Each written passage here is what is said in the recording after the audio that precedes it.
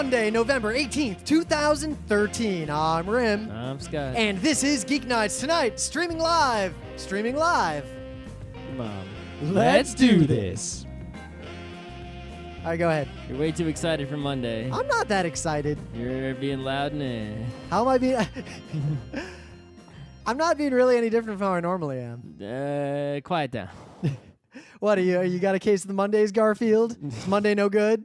I need some lasagna. I don't know. This morning, I think it started off bad because I was making some breakfast. Wait, making breakfast, that's your mistake. Dude, I bought a package of bacon, and I just been making bacon every day. I do not have the wherewithal to get up early in the morning and make anything. I just have a pan, and I put fire under it, and I put the bacon in it, and that's it. It's just... See, I make bacon for dinner. I'll take bacon and like wrap it around Aspera. I might do that too. You should do that. You know, I'm only one person. A whole package of bacon is so much bacon. Anyway, so I was making some English muffin. And, you know, you cut a muffin in half over the sink. One, you don't cut, you tear. What? English muffins are already perforated. Just tear it in two. No, because I got the high density English muffin. Even then, just tear it in two. That way you have nice nooks and crannies. You don't want a clean cut. The clean cut still has nooks and crannies due to Not the nature enough. of it. Due to the nature of an English muffin, the nook and cranny is identical. I would argue you just lose less crumbs if you cut it with a knife. But the crumbs stay in if you tear it off effectively. No. You're just bad at this. Anyway, I'm cutting it over the sink, so crumbs fall in the sink. All right. And then I drop the English muffin in the sink. Was it your last English muffin? No, but they only come in even numbers, so now I have that one was no good, so I got rid of it because it was full. Wait, how do them coming in even numbers in any way impact your use of them? Well, because I lost one, and I had to eat two, so now there's only one left. So even if I buy another package, I'll have 7. So you eat 2 per day? Yeah, you don't eat one at a time. So now it's like I'll always have like this one oddball English muffin unless someone comes to my house to eat it or something.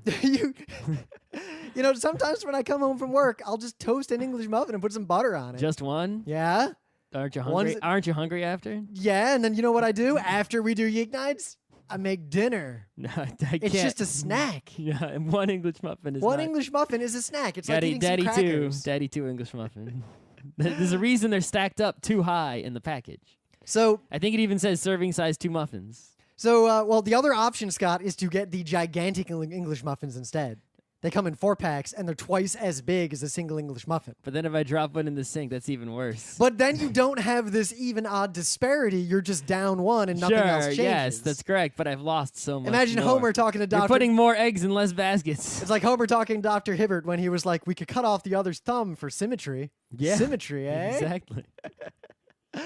So, having my glass, I have to say that your experience of people asking you dumb questions has not been my experience. I think my theory is that it's where you work. I work in Tourist Town, and you work I work in like Financial downtown in District. Tribeca, like right next to World Trade Center, where all the exchanges and all the BS is. Yeah, I think it's different people down there. But and the that's why. best questions I got were from this punk kid, like this most thuggy looking like little punk kid who was just having some sort of fight with one of his other punk kid friends. Like, you know, punk kids doing their punk kid thing. And then he's like, whoa, is that Google Glass? And he comes over. So he did ask if that was Google Glass. And, but he knew the answer. He's like, is that Google Glass? Oh, shit, man.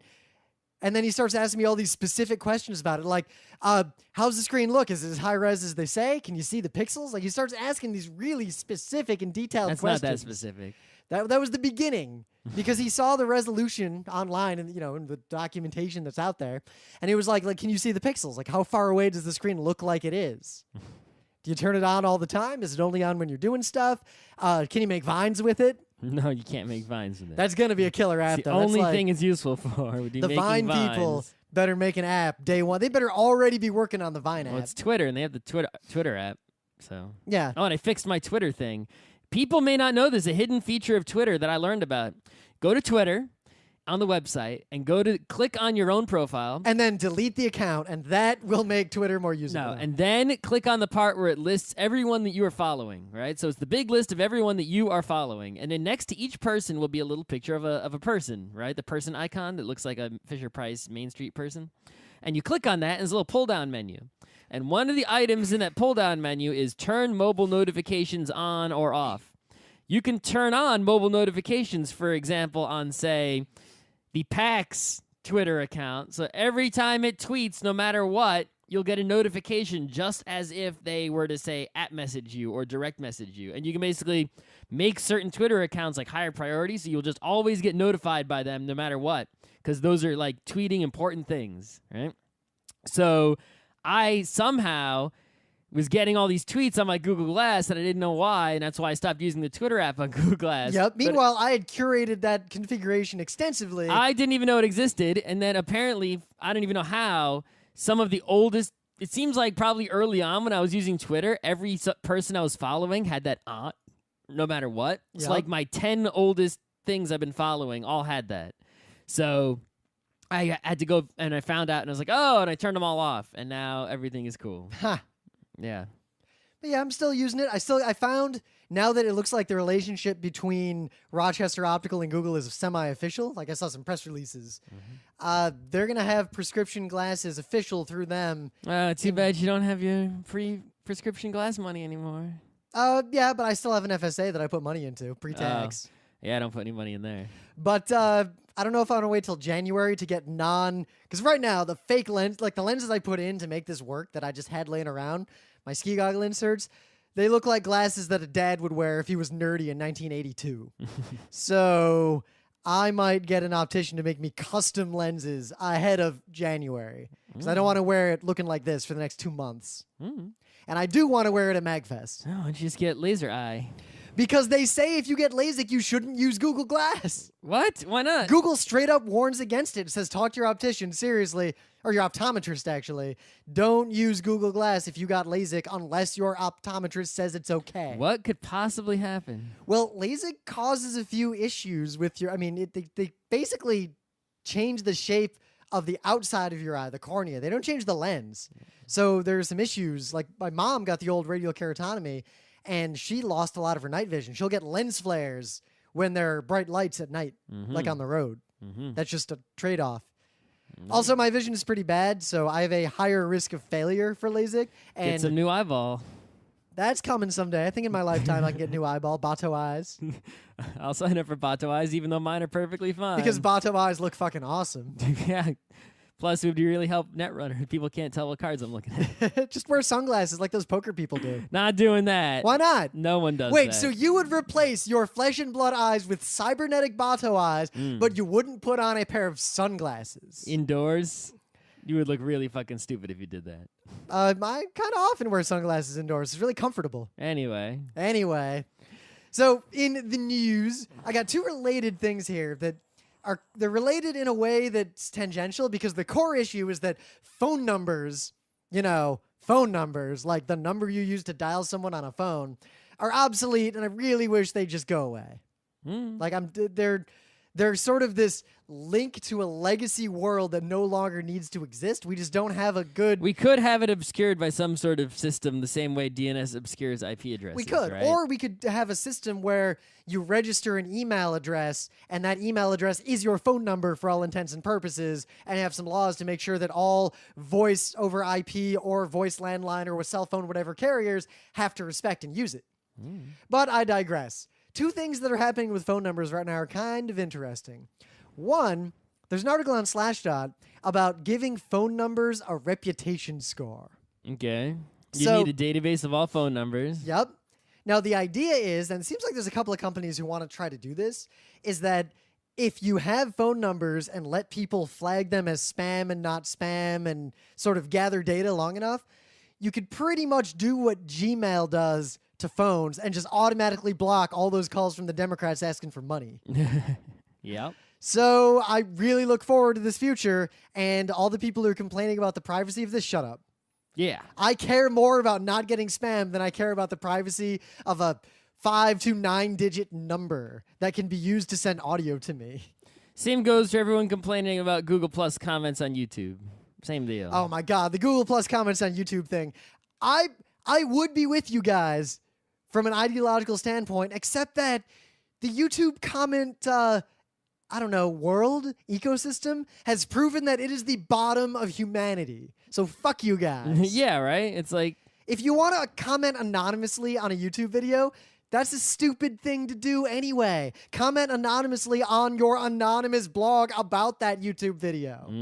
What is the point? Where nobody will read it. Exactly. Nobody reads it on YouTube anyway. The net result is identical. Fuck you. Seriously, the people complaining about this are like they're appropriating all the words that actual freedom movements have used. And I'm just waiting for them to start using images of Shay to fight the oppression.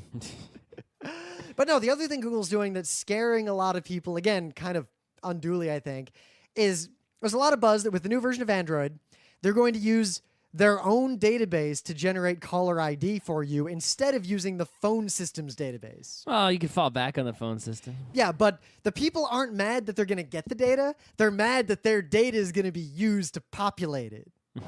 So basically, if I call you... they're going to look at your contact list and they're going to... No, it's pretty simple. If you ever registered a phone number with Google for any reason, like if you authorized a super big YouTube account or something, like a special thing, or to like a recovery phone number for your Google Voice or your Gmail. Yeah, if you give someone information, they have it and they're going to use it. Yep, so the way they're going to use it if you didn't want them to use it, don't tell them to them in the first place. So if you ever call anyone with that phone number and they're using Graham, I want to keep a secret from you, right? So I'm going to tell it to you. Yeah. I'm going to tell you a secret by wrapping it in an encrypted container and then giving it to you without the private key with which to decrypt it. That's how you give someone a secret without giving it to them. But then I noticed how I didn't tell Scott the info. Great. But I digress. So if I call Scott and he has the new Android, then he will see a caller ID with my name and my Google Plus profile and all that stuff, even if my caller ID information was otherwise spoofed or wrong. Again, I'm totally okay with this because I don't think phone numbers have a reasonable expectation of privacy. I also think that the fact that we don't have access lists or any sort of controls to easily block and forward and reroute phone numbers like we can with emails, everything else means that any loss of privacy is more than a billion times over brought back in returns on the fact that I can use this information to not answer phone calls that are from the Democrats. They seem to call me more than anyone. That's what I get for giving money to Obama back in. I finally have reached a point where I get no calls. I don't get snail mails. Well, part of it is I did nothing. For the longest time, I had that Google Voice integration through Sprint. So my phone number was a Google Voice number, but it was also my main number. And my phone integrated with that. So I had spam blocking and all those things through Google Voice. But now I'm on T-Mo again. That whole deal with Sprint seems to have disappeared. And now I get all those phone calls that Google has been flagging and blocking for the last couple of years. Mostly calls from the Democrats. All right, don't give people money. Yeah, that's the moral. Never give the Democrats money. Okay. So I bought this iPad mini Retina, and the reason I bought it is because it's statistically, well, not statistically, it does, period, have the best screen that a consumer can buy with money, right? That is reasonable. It's pretty good. Right? No, in terms of pixels per inch and, every resolution. I mean, there are more pixels in this tiny thing than there are on your giant Dell right there. Yep. Right? Never mind anyone who thinks that 1080p is high resolution. Seriously, right? So... just the fact that the screen exists. I probably would have bought just the screen if there was nothing attached to it. Just like, here, have a screen, plug it into whatever you want. If I could buy a Retina monitor right now for less than like $2,000, I would even this already little have tiny two one, of them. I would have bought 4 of these tiny ones and then made something to hook them up together in like a quad situation. Hell, I'd get rid of this giant goddamn monitor I got here and just hang a Retina display in front of my face and use that as my monitor. Right. I mean, it's basically the iPad mini with Retina is the same iPad as the iPad Air. It's only smaller, which means it's better because it has the same resolution. So the pixels are just, much, much smaller, but there's just as many of them. And the CPU is the same. It's just like underclocked, like a tiny insignificant amount, and is otherwise identical. So I don't see any reason to get the big one. It even weighs less than the big one. So the thing is, I want to warn people, right? Why did I get an iPad and I already had an iPhone and all this other stuff? Well, the reason is because I wanted to use it. I've already said this before, but it's like, what would an iPad do for me? It would be more comfortable in bed and such. Like every morning I wake up and I poke my phone, and every night before I go to bed I poke my phone. Now it's more comfortable to do so because it's slightly larger to use an iPad than an iPhone. And also, if I'm doing computing that doesn't involve, say, doing a presentation at a convention or coding or doing anything for reals, then it's much smaller to carry around this tiny iPad to Rim's house to do a podcast than a giant laptop. Anytime you're looking at stuff as opposed to making stuff. Exactly. If I don't need a keyboard, this thing is way smaller than the laptop, so my load is much, much lightened, right? And the other thing is I can do cool stuff. Like, there are certain things I use my phone for, or it's better to use the iPad for. Like, if I use my iPhi, I take pictures on my camera, and then the camera sends the pictures to the phone. Well, now I can take pictures on my camera and send the pictures to the iPad, where it's much easier to Photoshop them with, the iPad Photoshop, right? So I learned some things, right? Thing I learned, number one, iPad apps and iPhone apps aren't necessarily the same. That is true. I've heard that from other people before. Sometimes, for example, you'll have a bad situation where I bought the real Photoshop for my iPhone. I go and I try to get the real Photoshop for iPad. Nope, that's a completely separate app, even though they're both called Photoshop Touch or whatever. They're completely separate. You have to buy both of them separately. Fuck you. Fuck you, Adobe. I bought it anyway because that was one of the number one reasons I bought this thing, but fuck you. That appears to not be the case with any Android apps. And it has a lot of Creative Cloud integrations and stuff, so, And like Adobe Idea, that's free, so it's like, it's all right, right? Okay, so fuck you on that. 2, some apps are only iPhone apps. So it's like, I want Delicious on here. That way I can like bring up a thing of the day I saved. It's like, nope. So I just got to go to it in the web browser because the Delicious app is an iPhone app. It's not an iPad app. So fuck you. 3, some things are iPad apps and not iPhone apps. One time, Puerto Rico, the board game was on sale. So I bought it for like $1 and then it wouldn't install on my iPhone. And I was like, fuck. And now that I have an iPad, it installed. And I'm like, oh, right, I bought that for $1 because it was on sale. Now the user interface on it is god-awful. It's pretty much play Puerto Rico in an emergency. Yeah, you know what? Play Puerto Rico with a physical board, guys. Yeah. And then there are some good situations, though. Hiroshima Hex. Same app, works on both. The interface it's the same exact app. Just bigger. It's when it plays on iPad, the interface is different slightly, but better because it's bigger, right? And it's the same app, and I paid for it already, so I didn't have to pay for it again. I didn't have to pay for the armies again. It was just it's the same app. It just looks different on the different devices of different sizes properly, so you don't have to pay for it again and again and again. And good job, Hiroshima Hex. Yeah, A+. Yeah, the thing I got to say about this is that you think, oh, I don't need an iPad. I already have an iPhone. I already have whatever, right? That may be true. But the thing that this is really the best at that I didn't realize it would be the best at is if you are someone like me who has a 2-room abode, right? A bedroom and a living room, and you only have one television in the living room, an iPad is basically the perfect bedroom television. You do not need to buy a bedroom television, right? You can just use this. And there are basically so many goddamn apps between Crunchyroll, Twitch, YouTube, Amazon Video, Netflix. I stopped paying for that, though. Really? Yeah. I have a Uverse app, which is my parents have Uverse cable, right? So I have their login, so I can use the Uverse app. So I can watch anything they've recorded on their DVR, anything that's on their on-demand, and a bunch of live channels just on the iPad, even if I'm not in their house. And if I am in their house, I can like program their DVR or remote control their TV with it and shit. It's pretty crazy. They really shouldn't have given you that password, should they have? I can also use it to like watch like the Red Zone and all kinds of crazy stuff. So that's pretty great. So yeah, it's like a bedroom television. The only thing now is that I may or may not see it. There's a Kindle app, right? Right? So it's like, oh, there's a Kindle app for iPad. Do I really need a Kindle? My answer is yes. For one, the Kindle battery lasts for like months, as far as I can tell. That's true. 2, the Kindle is it's so light and small and one-handed and simple that and the way the screen is, the fact that the screen is a sort of passive the different kind of screen, the non-backlit screen is a big difference, yeah. So I would keep my Kindle separate even if I had an iPad Retina. Yeah, the thing is, it's like, those are slight reasons, but they're not humongous reasons, right? And it's like the battery in this already lasts a hella long time. And the text does look better if, the backlight isn't bothering you, and right? It's the only thing, though, is that books are you can't just drag books onto this, right? The way you can drag books onto your Kindle, like it's a hard drive. So you only get the books that are in the app. Yeah, and not I think you get, if you email something to yourself with that special email address, I think it'll show up for both. Maybe, but it's really hard to get pirated books onto the Kindle app. I see what's going on here. Yeah, the pirated books aren't going to get on here that easily. So, are you sure there isn't just like a directory you can stick stuff in for the app? Like, have you done any research? iPads are not hard drives, remember? Yeah, but I'm wondering. I wonder if there's someone who's already solved this problem. Maybe, I don't know. Pirate Ed. I'm sure it's possible. Ebook.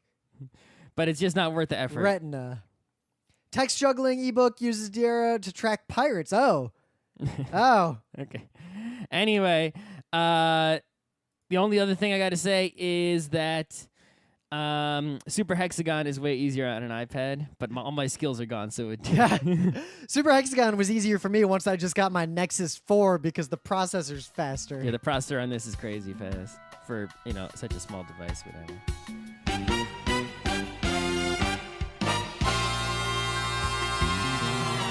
But anyway, things of the day. So a new Sony console came out, if you guys didn't notice, the PS4. Maybe it says something about me and the kind of gamer I am lately, but I didn't notice that it came out until I saw Dave Riley tweeting something about how he was going to go try to get a PS4 on Amazon. I was like, what? Yeah. That came out? Yeah, it's actually selling really well, but I'm surprised because as far as I know, there aren't really any games. Well, I think someone asked me, like, hey, if I got a PS4, what's the best game to buy for it? I think my response was same as the Xbox One, Netflix. So this is a video, a news event, a news segment, I guess, from 1991 when another big company released their big console, the Super Nintendo Entertainment System. And this video is parents primarily complaining, how come Nintendo's got to release another one of these things? It's just going to cost us money and our kids got to stop playing these fucking video games. Except for that giant study that just came out that said games are great. No, they weren't saying it would make them violent or anything. They were just like, part of their complaint was the SNES cost twice as much as the NES. For what? Some better pictures? Watch this video. Those people who are old people now. Yeah? Well, think of it this way. The people who are there are a lot of kids for whom the PS4 is going to be their first console. Their first console, where Final Fantasy 14 is the first Final Fantasy they'll have ever heard of. They won't even believe their friend who says, yo, dog, I played Final Fantasy 2. That is, right? It's like, if you think about it, when you're into something, it's like the beginning, it's like movies, TV, whatever, right? It's like, you don't see kids who are like, Harry Potter 6 is the first Harry Potter, and they never saw Harry Potter 1. Yep. That doesn't happen, right? But I'd wager the majority of gamers today have never played Zelda 1. Right. It's like, first Zelda, it was like Zelda 64, even later, Wind Waker, even later, Minish Cap. Yeah, and it's like, never played the old Zelda. I feel like there's a show we could that do really there. only happens in video games more than other media. It's not like Great Gatsby 2.0 comes out and like the new movie and everyone's like, no one reads the book. Yeah, other medias don't have those long, keep coming things like that, Or when they do, it's a long-running TV show I guess like comic Doctor books Who. have that, right? Some kid starts reading Spider-Man today. He never read What about Doctor Who? Most people who watch new Doctor Who never watched old Doctor Who. Yeah, but they've seen all the new Doctor Who. They just haven't seen the old one. True. It's but not there's like still... I think there's a differentiation. This is a Tuesday show idea coming, or maybe a Tuesday panel, a gaming panel. So I guess Simpsons. People saw recent seasons of Simpsons. Some game sequels are a new and different game. Like Mario 1 and Mario 2 are different enough to where they're both completely valid games. Well, if you're an American. That are worth playing on. And don't find Mario 1 and Doki Doki Panic. They're worth playing on their own, independently of one another.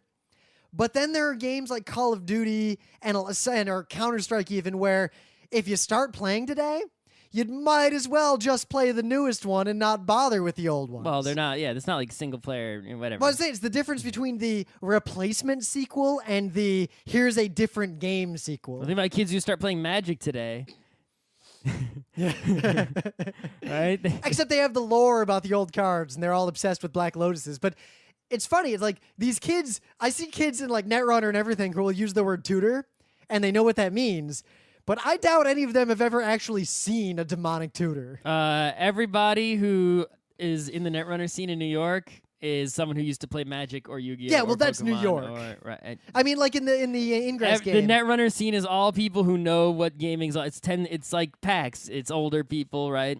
I don't see a lot of young people playing Netrunner. Well, it's like people said that late my 20s, 30s. my people. experiences with Ingress were different from theirs, and I realized that's probably again because New York, there's like 200 portals within a short walk of any point that I'm at. It's not like out in the middle of Bumblefuck where there's literally one portal at like the interstate turnover. Anyway, so thing of the day. Got one? Yeah, so you know how at the bottom of the periodic table there's all those elements, and we know that they're made in a lab. You can't just find them in Wait, nature. do you mean the bottom, like the highest numbers, or the series that's at the bottom because it's split out so the table fits on a piece of paper? Both of them. You got like the Einsteiniums, and then you've got the Unileniums, and all that kind of stuff. I assume you're talking about the heavy ones, not the ones in the middle. I'm talking about all of them, all of the elements that have to be made by people, and you don't just find them lying around in the ground. Right? Okay, but pretty much anything heavier than uranium. Okay. Right. So, we know that they're made in a lab, but it's like, well, how did the hell do they do that? By bouncing different sized atoms and molecules against each other to try to get them to stick. Well, or here's break? an awesome YouTube video that shows you exactly how the hell they did that. Ooh. So. Basically, at Berkeley Lab, back in the day when they discovered Mendelevium, right? They discovered Mendelevium, and then they created a video that reenacted the discovery of Mendelevium with the actual scientists who did the work in the actual labs where they did it. So it's like they did it, and then they made a video where they pretended to do it again, and to show you exactly how it was done. Not bad. And the best part, spoiler, is they're in like the physics lab where they're basically showering this thing with alpha particles to create the Mendelevium, and then they got to bring it up to the chemistry lab to do some fancy chromatography to prove the Mendelevium's in there. That was a moment I had in physics, like when I was taking AP physics in high school. We got into quantum stuff, and we were learning about annihilation. Yeah. Positron, anti-positron, that kind of stuff. And that graph of the two spirals that they always show? So we were looking at that image, and then our teacher says, yeah, that image is literally how they figured it out, by measuring the curves with rulers on that picture. And then you look at a complex one of those pictures and realize that all these things they're deriving are from very low-res, fuzzy-looking pictures. But anyway, they bring this sample basically from one lab to the other, literally in a turbo Volkswagen Beetle, and it's like they're going because it's gonna decay really fast. They have to get it there, right? And they actually, the exact car they used with the exact people, they drive it up the hill they're like zipping around campus trying to get the sample to the lab as quickly as possible. Pretty cool stuff. Yeah. Now, if they'd only settle the name of Illyrium 115. That's what I would name it. So, yeah, live streaming, because we're kind of streaming this episode Meta live. moment.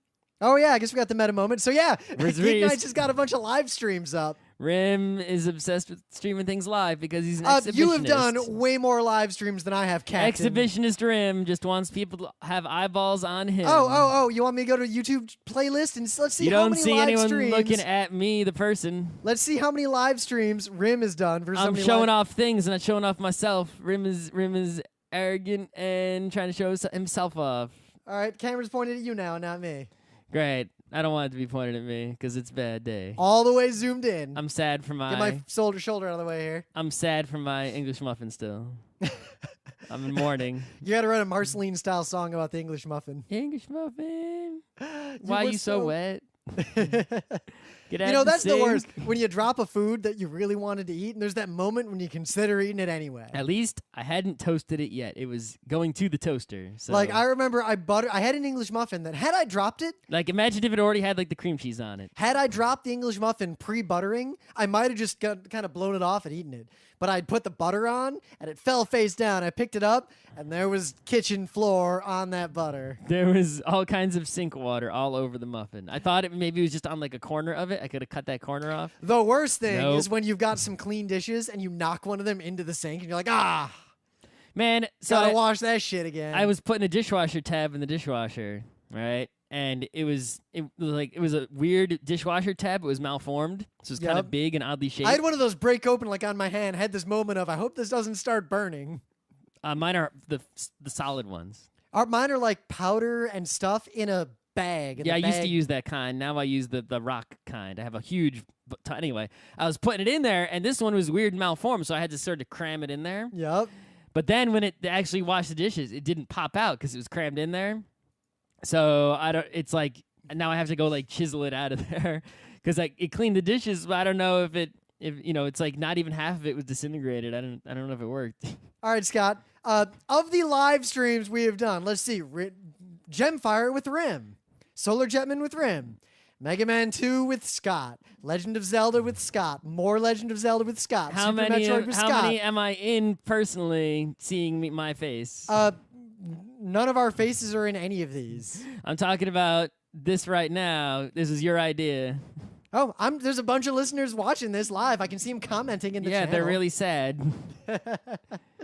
Mostly I did it to prove a point about streaming because No, honestly, you did it because you were all excited, like, oh man, people are gonna look at me. You just like people looking at you.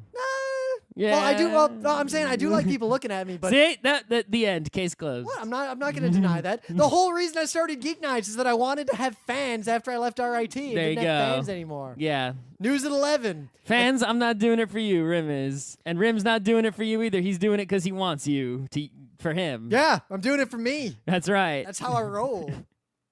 But the reason I'm I doing did it this for the stream world. is partly because now I'm The world needs readjusting- Geek Nights. The Geek Nights it deserves.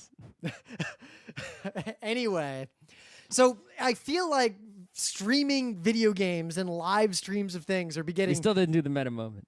really stupidly popular lately. The book club book is, I don't know, by William Gibson. yep, we've got a bunch of live streams that you can watch. Go to MagFest. We're going to be at MagFest. We're probably going to be doing a 90-minute version of the Bad Games panel that we did at PAX. So I got to buy a couple more copies of ET to throw into the audience. I'm sure you can get some. I've got 3. I'm sure on eBay we can find a lot of them. I kind of want to get not enough a of them. space, not a lot as in many, but a lot, like a lot of 10. I'm confident that I could probably get enough cartridges of ET without spending much money to give to everyone who shows up to the panel. I don't think I'll do that because it's a pain in the ass, but I probably could. Yeah, PAX East is sold out, so if you didn't get badges, that really sucks. I'm Tough sorry. shit. I can't say fuck you because unlike ancient past when we told people to buy badges and then after the badges sold out, we asked you, why did you buy? Yeah, the badges sold out like immediately. There's really nothing you could have done. It's just random. Yeah.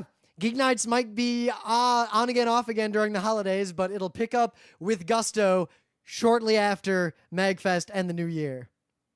Because it's Geek Nights. It's Geeknights. Never stop. And yeah, is that enough meta moment for you?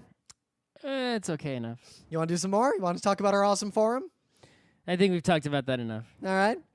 So yeah, live streams are getting really popular lately. I mean, the fact that a consumer product like the Elgato exists at the relatively low price point that it does says a lot about how popular live streaming stuff is getting right now. Mm-hmm. So I don't want to talk about the like gaming ramifications or anything of it. We're going to talk about the technology. How and why and what. Not what you're not the like societal reasons about like why people want to stream stuff, who's going to watch it, how to make a good stream. No, we're talking about RTMP and bandwidth. Bandwidth, I think, is Scott's primary limiting factor in doing good streams from his house. Here's the thing is that this streaming is becoming much more popular, right? But so many of people's internet connections are like tons of downstream with no upstream, right?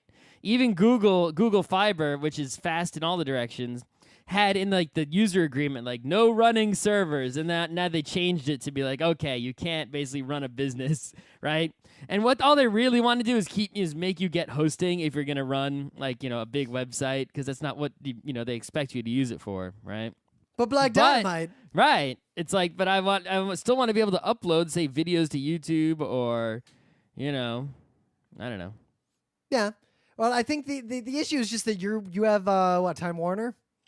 Yeah. So yeah, that you're fucked. There's nothing. That's like when we got Optus in Australia.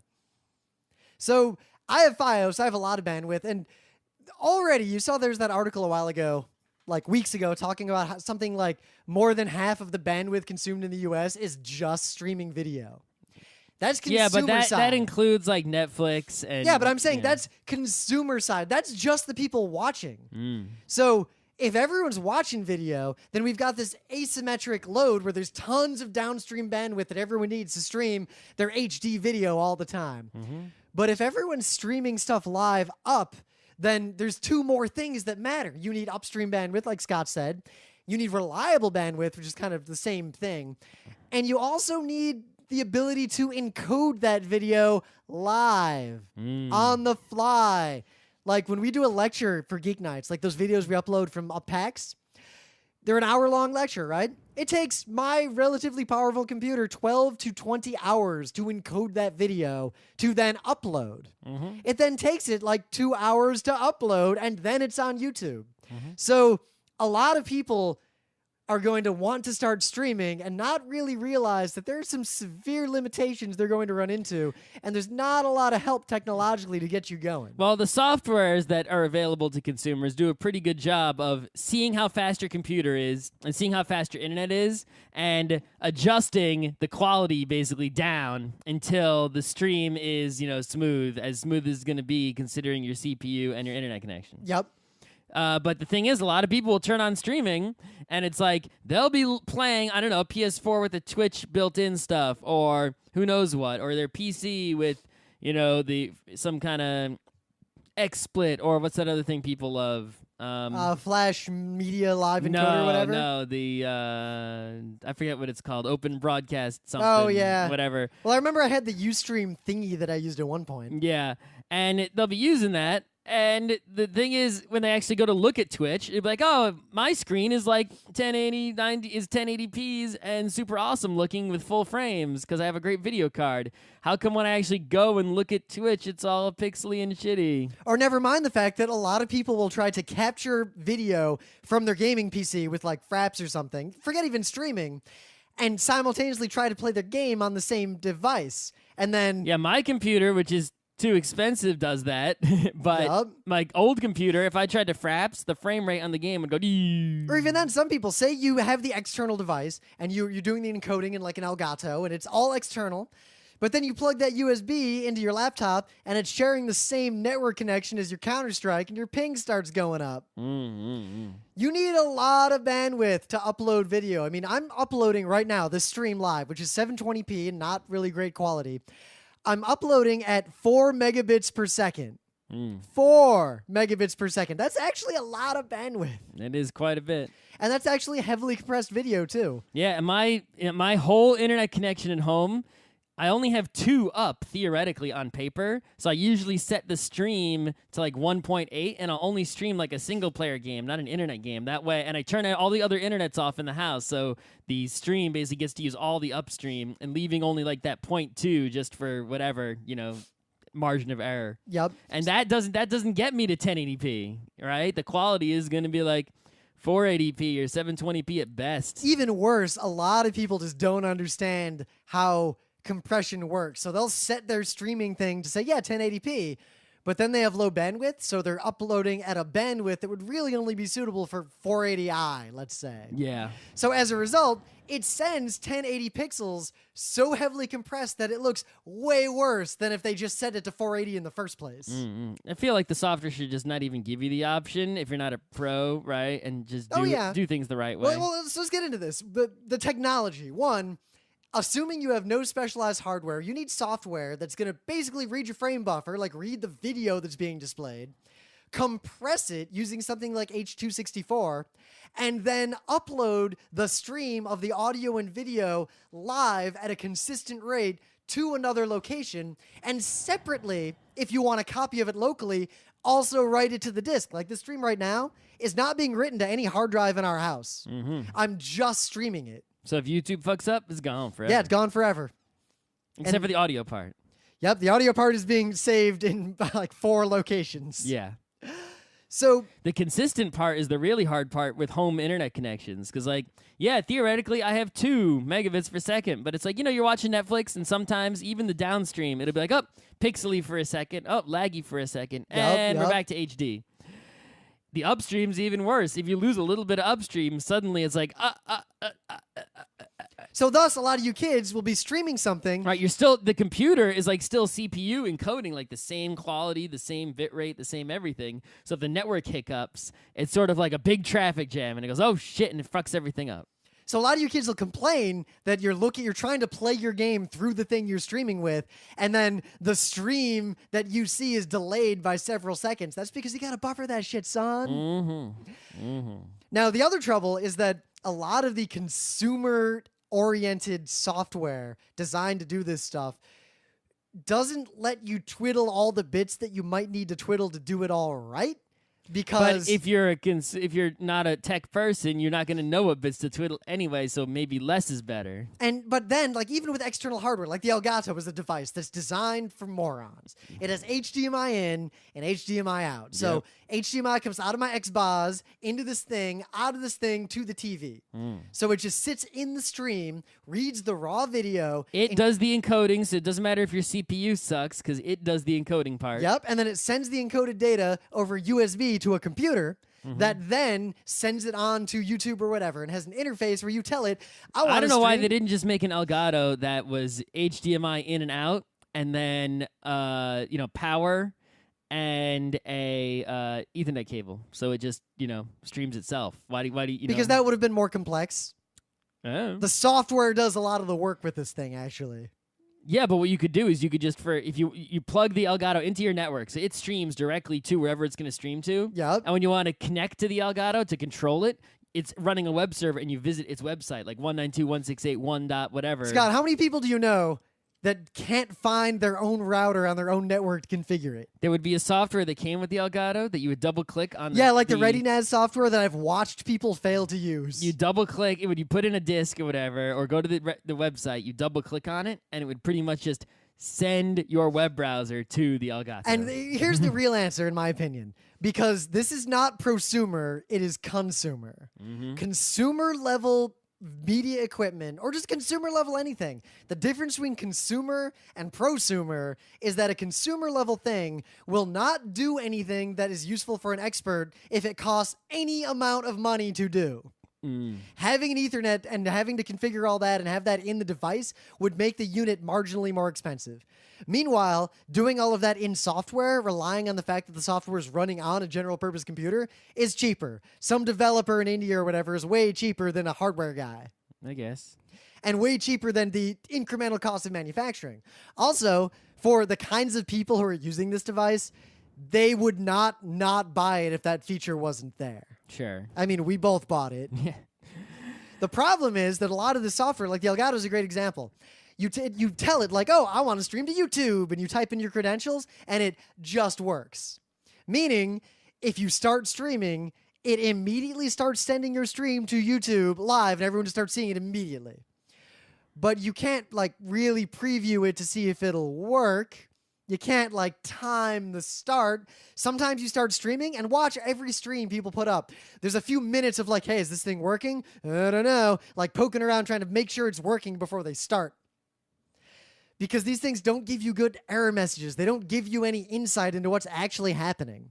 In fact, the Elgato only recently got an update that lets me do raw RTMP, so I can ignore all of its bullshit and I can use the real YouTube live event interface and just say, here's the URL and the streaming key, and then I get this whole command console. Like right now I can see who's looking at the stream.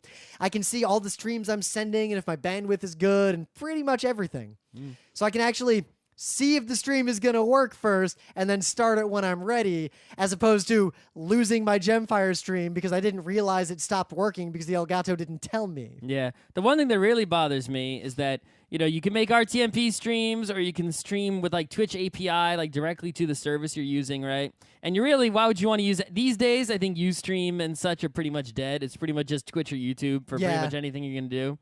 But, it's annoying that you can't use like a streaming device as a webcam. Like a webcam is different. to a computer Yeah. than a streaming device is. Because a webcam has to be nominally real time.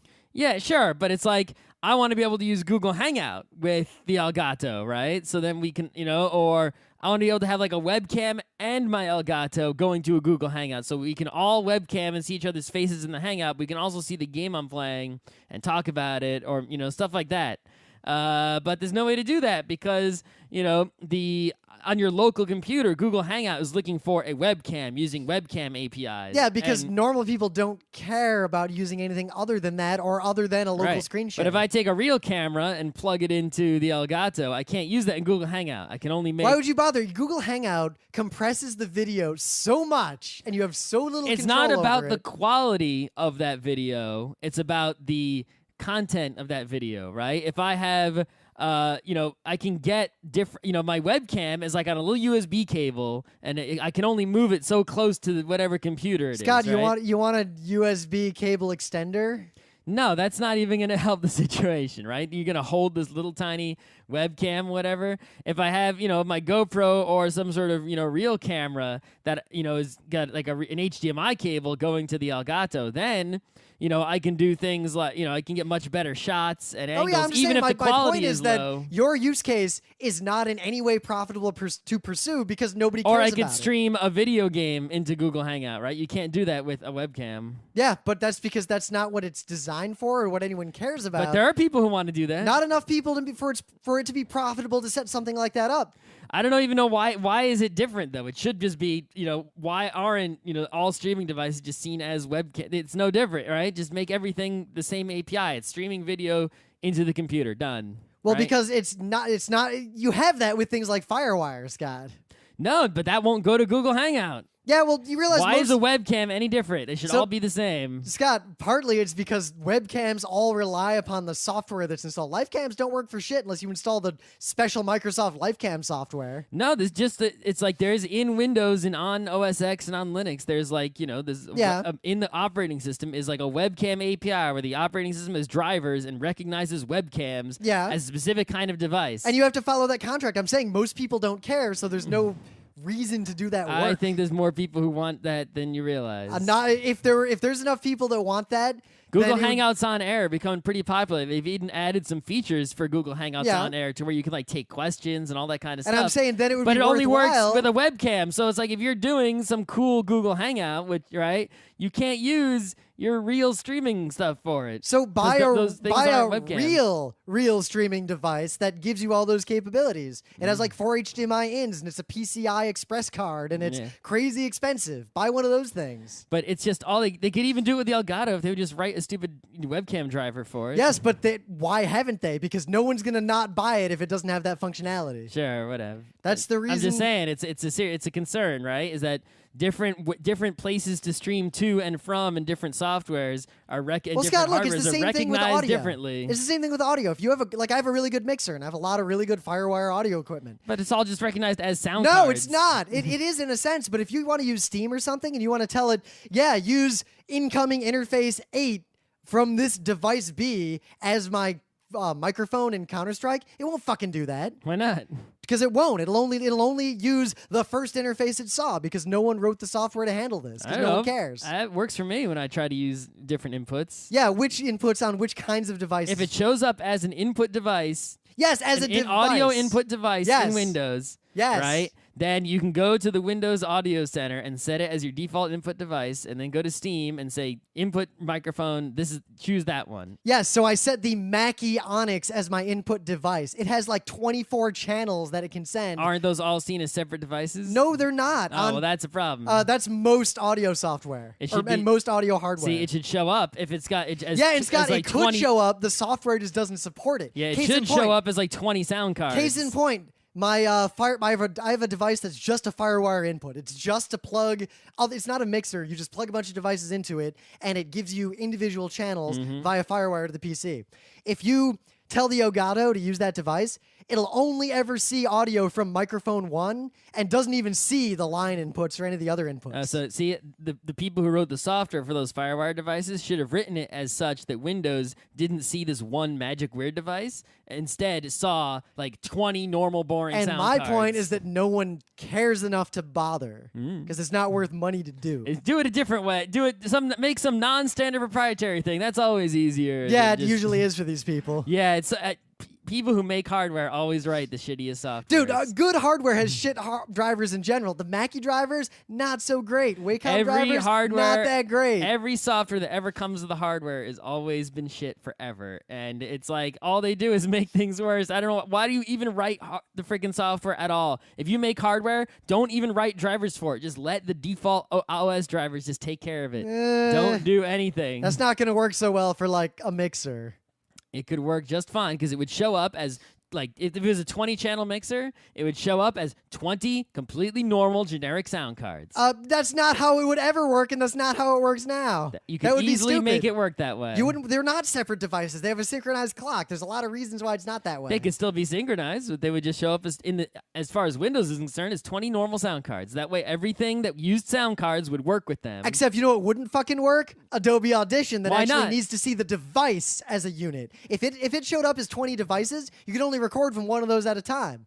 Oh, see that it would just. Why can't you record from 2 things at a time? Because their clocks won't be synchronized. You can still. It would be synchronized on the other end. You don't know Windows that. doesn't need to know about that. It doesn't know that. It doesn't need to know. You can. And also it depends on if you're doing like ASAPI or WASAPI and all that stuff.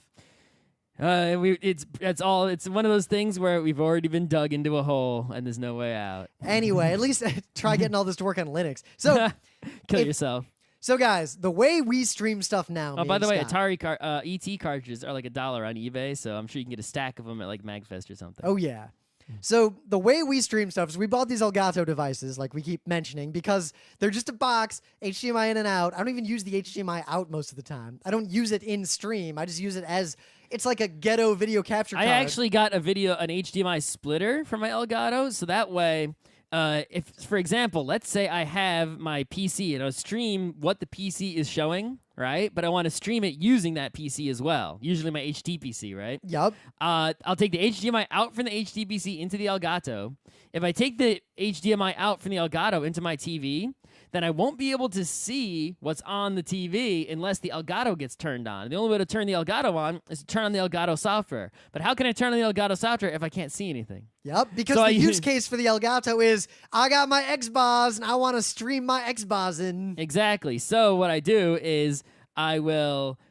just with the splitter, that would the output from the splitter goes to the TV, so I can always see what the HTPC sees on the screen, and there's just an output going to the Elgato's in, and I'm not using the out from the Elgato for anything at all.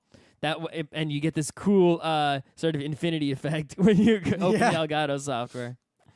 But so we use the Elgato just because it does the encoding and everything in a separate device. We don't have to worry about any hardware. Yeah, it won't slow your computer down. But, your CPU in your computer is only playing the game and isn't doing any video encoding. It's only doing a little bit of TCP/IP to do the uploading. So right now, I have the Geeknights camera basically kind of pointed at us, and the HDMI out of it, which just shows raw video pre-encode over HDMI from what the camera sees. It's just showing whatever the camera sees. Mm-hmm. In fact, if I turn the screen around, I think it'll actually show like the camera's stats and everything, like all the menus just in the stream. Yeah. And that's just going into the Elgato, and I'm running the software, and it's streaming to a YouTube live event, which I set up to be a 720p stream, and I set the bandwidth, and I set all this stuff, and it gave me a streaming key and a streaming URL, and I plugged it all in, and it just worked. Mm-hmm. When I stream video games or something, I just put the Elgato in line between my HTPC and the TV.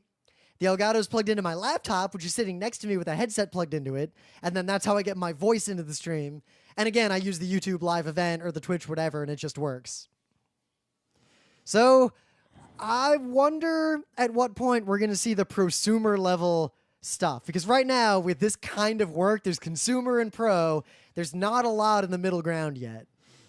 No, not at all. Not a lot of software, not a lot of hardware. But as more and more people are streaming, especially on Twitch, the demand for things that help you with that is only going to increase. and the upstream bandwidth required by the ISPs is only going to increase. Yup. Right? So, and I don't see the popularity going down anytime soon. People freaking love to watch other people play video games. Which I don't understand. Like, I saw a lot of people watch that stream I did at Gemfire, and Salty seriously, Bet. that is a tedious fucking game. Salty Bet. But Salty Bet is not tedious. Watch Gemfire. That game. I'm not watching Gemfire. I got Yeah? better shit to do. But like, I went through and watched a whole bunch of like popular Let's Play videos that have like hundreds of thousands of views, and I can't imagine why anyone would watch them. One guy at my work, he watches like these Ocarina of Time videos a lot. I guess it's because his game, right? And he says it's because he doesn't have time to play games anymore, so he just watches them. But watching it takes the same amount of time as playing it. No, because he just like has it on while he's doing work. He's like Scott Johnson, trying with his multitasking So he's bullshit. just experiencing what the game looks like He's without played playing Ocarina it. of Time before. So why does he need to experience that again? He's minorly reliving Ocarina of Time. I guess He's that's also a watching use speed case, runs and shit, you know. I guess. Well, so here's an example of the complexity of what you Maybe can do for somebody you'll streaming. watch the video and someone will do something you wouldn't do and show you things you never saw. So here's a complex thing that we can do with streaming. We're going to try to set this up at Kineticon. No promises. So in one of the panel rooms, we want to take our two Elgatos, plug them into laptops, Yep. and have two cameras hooked up. We're not gonna have any internet in there. We're going to get physical drops if we do this. Where are we gonna get them from? You can just pay the convention center for it. Who's paying for it? The Kineticon. Are they really? Maybe. Unlikely. We're talking about it because it would be a good promotional thing. Like Mm-hmm. it's in discussions. I mean, it's not that expensive to set Why this not stuff main up. events? Why some panel room? Because we're going to do it ourselves. I mean, I don't control main events, so I don't want to spend all my time working on main events. Yeah. So But I'm saying, as far as the con is concerned, why not right? Wouldn't the con also because main wanna events, stream main events? you more would than want they to wanna- stream like you'd need a video person to like pick the right camera angles live and stream that thing. And there aren't as many events in there. It's lower risk to do a streaming live thing of the panels first. But anyway, plus we're just doing it. I mean, who's going to do it if we don't do it? Nobody. So we can set up two Elgatos with two cameras, and we can actually send two streams to YouTube in a YouTube live event. The YouTube live event will let viewers pick which stream they want to watch.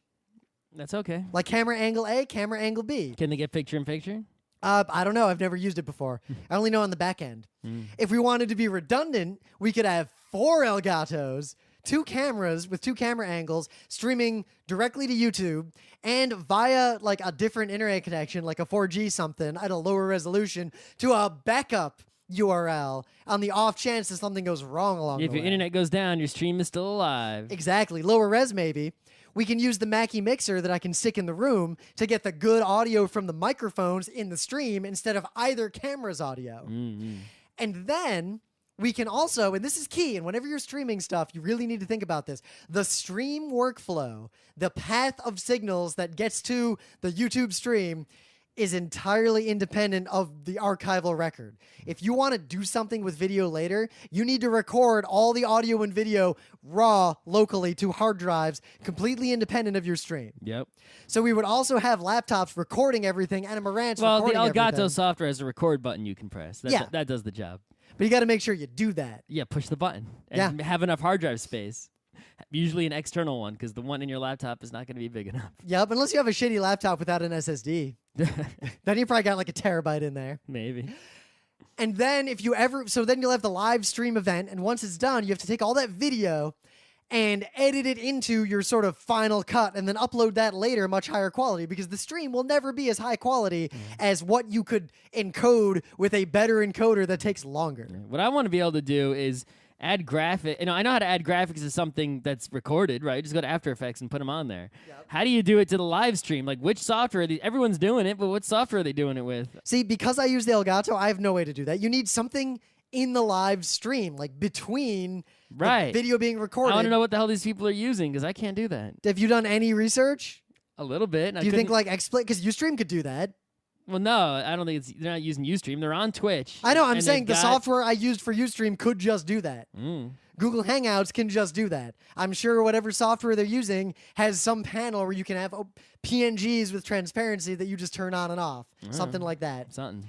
There's no good way to do that in YouTube. So if I wanted to do any sort of motion graphics in my stream, I'd either need another camera angle to switch to, or I would need to have something in my HDMI workflow before it hits the Elgato, inserting that stuff. The real answer is, if you care and you're doing this for real, buy a TriCaster. If you're mad rich.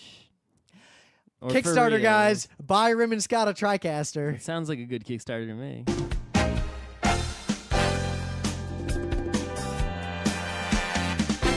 This has been Geek Nights with Rim and Scott. Special thanks to DJ Pretzel for the opening music, Kat Lee for web design, and Brando K for the logos. Be sure to visit our website at frontrowcrew.com for show notes, discussion, news, and more. Remember, Geek Nights is not one, but 4 different shows. Sci-Tech Mondays, Gaming Tuesdays, Anime Comic Wednesdays, and Indiscriminate Thursdays. Geek Nights is distributed under a Creative Commons Attribution 3.0 license. Geek Nights is recorded live with no studio and no audience. But unlike those other late shows, it's actually recorded at night.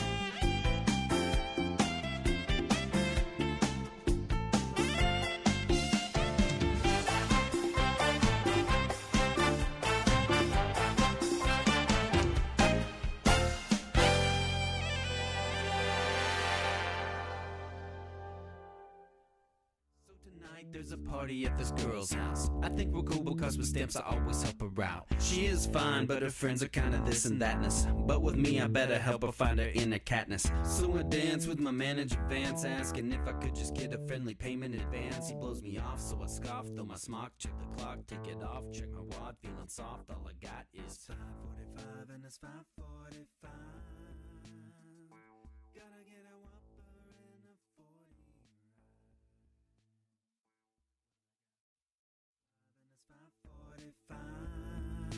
Thuggy looking like little punk kid who was just having some sort of fight with one of his other punk kid friends. Like, you know, punk kids doing their punk kid thing. And then he's like, whoa, is that Google Glass? And he comes over. So he did ask if that was Google Glass. And, but he knew the answer. He's like, is that Google Glass? Oh, shit, man. And then he starts asking me all these specific questions about it. Like, how's the screen look? Is it as high res as they say? Can you see the pixels? Like, he starts asking these really specific and detailed questions. That's not that specific. That was the beginning, because he saw the resolution online and, you know, in the documentation that's out there, and he was like, can you see the pixels? Like, how far away does the screen look like it is? Do you turn it on all the time? Is it only on when you're doing stuff? Can you make vines with it? No, you can't make vines with it. That's gonna be a killer app. It's the though. only That's thing it's useful for. The Vine people better make an app day one. They better already be working on the Vine app. Well, it's Twitter, and they have the Twitter app. So yeah. Oh, and I fixed my Twitter thing. People may not know there's a hidden feature of Twitter that I learned about. Go to Twitter on the website and click on your own profile. And then delete the account, and that will make Twitter more usable. No, and then click on the part where it lists everyone that you are following, right? So it's the big list of everyone that you are following. And then next to each person will be a little picture of a person, right? The person icon that looks like a Fisher-Price Main Street person. And you click on that, and there's a little pull-down menu. And one of the items in that pull-down menu is turn mobile notifications on or off. You can turn on mobile notifications, for example, on, say, the PAX Twitter account. So every time it tweets, no matter what, you'll get a notification just as if they were to, say, @message you or direct message you. And you can basically make certain Twitter accounts like higher priority, so you'll just always get notified by them no matter what, because those are like tweeting important things, right? So lens flares when they're bright lights at night, like on the road. That's just a trade-off. Also, my vision is pretty bad, so I have a higher risk of failure for LASIK. And it's a new eyeball. That's coming someday. I think in my lifetime I can get a new eyeball, Bato eyes. I'll sign up for Bato eyes, even though mine are perfectly fine. Because Bato eyes look fucking awesome. Yeah. Plus, it would really help Netrunner. People can't tell what cards I'm looking at. Just wear sunglasses like those poker people do. Not doing that. Why not? No one does Wait, that. so you would replace your flesh and blood eyes with cybernetic Bato eyes, but you wouldn't put on a pair of sunglasses? Indoors? You would look really fucking stupid if you did that.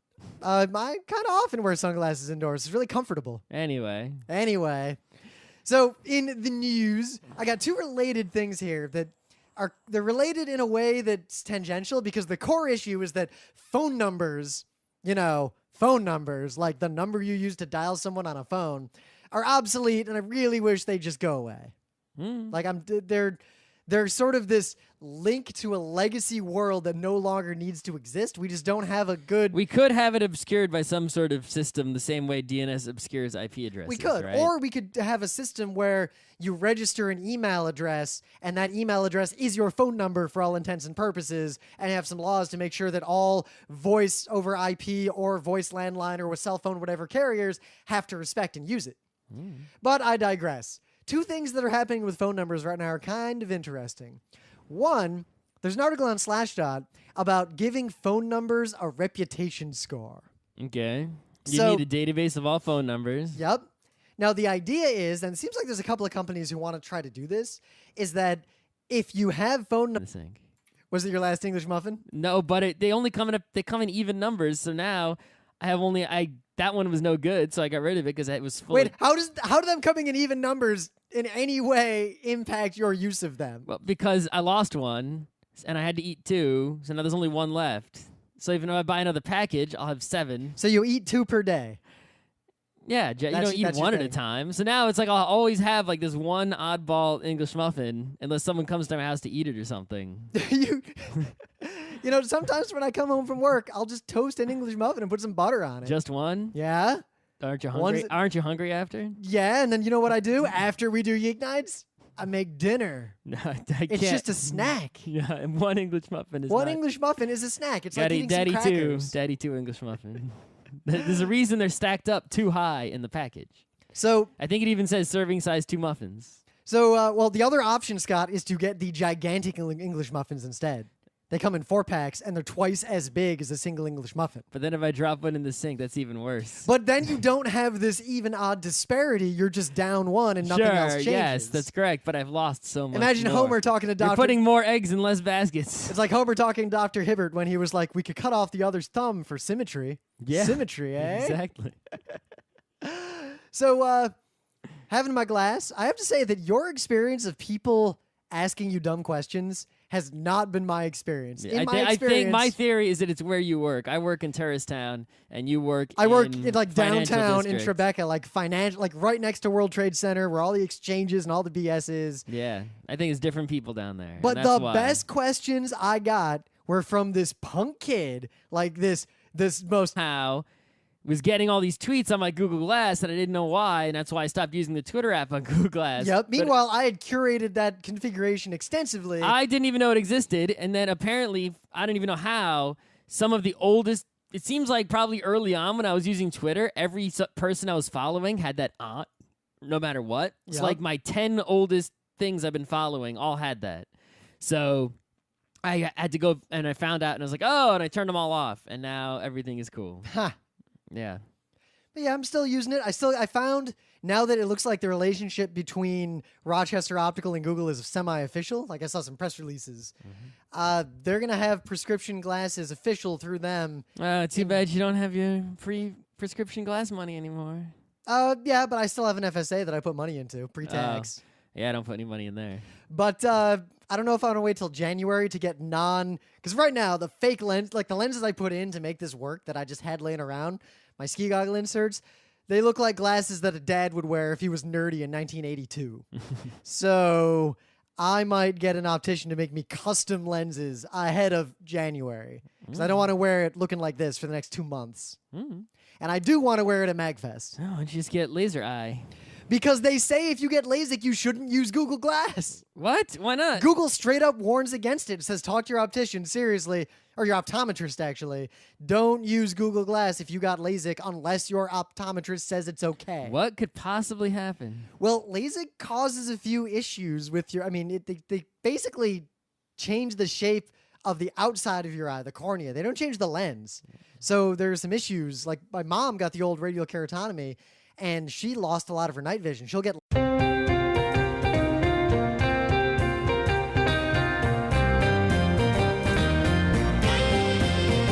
It's Monday, November 18th, 2013. I'm Rim. I'm Scott. And this is Geeknights Tonight, streaming live. Streaming live. Mom. Let's do this. All right, go ahead. You're way too excited for Monday. I'm not that excited. You're being loud and How am I being... I'm not being really any different from how I normally am. quiet down. What are you? You got a case of the Mondays, Garfield? Is Monday no good?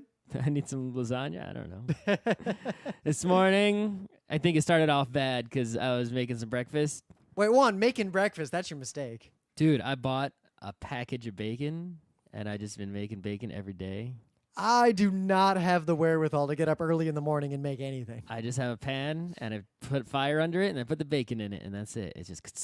See, I make bacon for dinner. I'll take bacon and like wrap it around a spara. I might do that too. You should do that. You know, I'm only one person. A whole package of bacon is so much bacon. Anyway, so I was making some English muffin. And, you know, you cut a muffin in half over the sink. One, you don't cut, you tear. What?